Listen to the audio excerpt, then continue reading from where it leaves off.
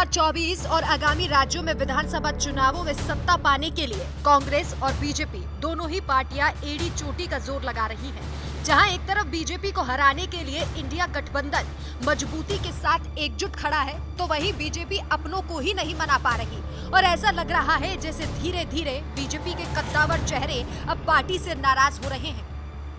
कई नेताओं को तो खुद शीर्ष नेता ही साइडलाइन कर रहे हैं। चाहे राजस्थान में हम वसुंधरा राजे सिंधिया की बात कर लें या फिर अब मध्य प्रदेश में पूर्व सीएम उमा भारती का ही उदाहरण ले लें। धीरे धीरे राज्यवार बीजेपी में फूट खुलकर सामने आ रही है। इसके साथ ही बगावत के सुर अब बुलंद होने लगे हैं।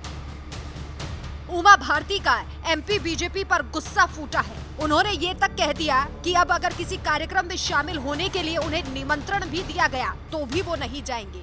उनके इस बयान से अंदाजा लगाया जा सकता है कि इस वक्त उमा भारती कितने गुस्से में हैं।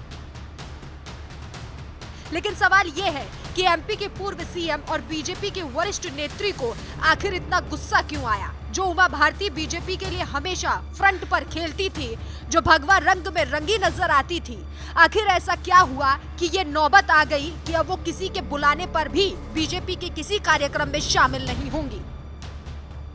दरअसल विधानसभा चुनावों के मद्देनजर बीजेपी ने एमपी में जन आशीर्वाद यात्रा का आगाज किया, लेकिन इस कार्यक्रम में वरिष्ठ नेत्री उमा भारती को नजरअंदाज कर दिया गया। पूर्व सीएम उमा भारती को जन आशीर्वाद यात्रा के लिए निमंत्रण तक नहीं दिया गया, जिसे लेकर उनका दर्द छलक पड़ा।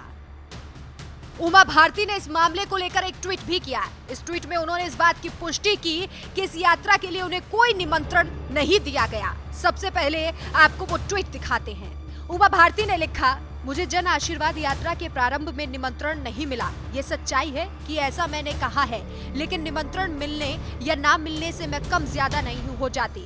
हाँ, अब यदि मुझे निमंत्रण दिया भी गया तो भी मैं कहीं नहीं जाऊंगी, ना प्रारंभ में और ना 25 सितंबर के समापन समारोह में। इस ट्वीट से ये तो साफ हो गया कि उमा भारती इस अपमान को सहन नहीं करने वाली। एबीपी न्यूज में छपी एक खबर के मुताबिक उमा भारती ने अपने एक बयान में कहा है, हमारी पार्टी में उपभोक्तावाद आ गया है, उपयोग करो और फेंको, ये सहन नहीं किया जाएगा। पार्टी मेरी सब कुछ है, पार्टी की बुराइयां दूर करूंगी। जन आशीर्वाद यात्रा में बुलाया जाना चाहिए था, क्यों नहीं बुलाया गया ये तो मैं जरूर पूछूंगी। बीजेपी ने मुझसे राजनीतिक संबंध तोड़ दिए हैं, पोस्टर बैनर में नाम फोटो नहीं दिए, ये बात अच्छी नहीं है। आपको बता दें कि इस यात्रा में केंद्रीय मंत्री ज्योतिरादित्य सिंधिया को भी बुलाया गया, लेकिन उमा भारती को नहीं, जबकि उमा भारती का कद और अनुभव दोनों सिंधिया से कहीं ज्यादा है।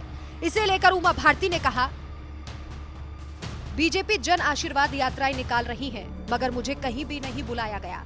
इससे मुझे कोई फर्क नहीं पड़ता। हाँ, लेकिन मेरे मन में एक सवाल जरूर आता है कि ज्योतिरादित्य सिंधिया ने अगर उनकी सरकार बनवाई तो मैंने भी एक सरकार बनाकर दी थी।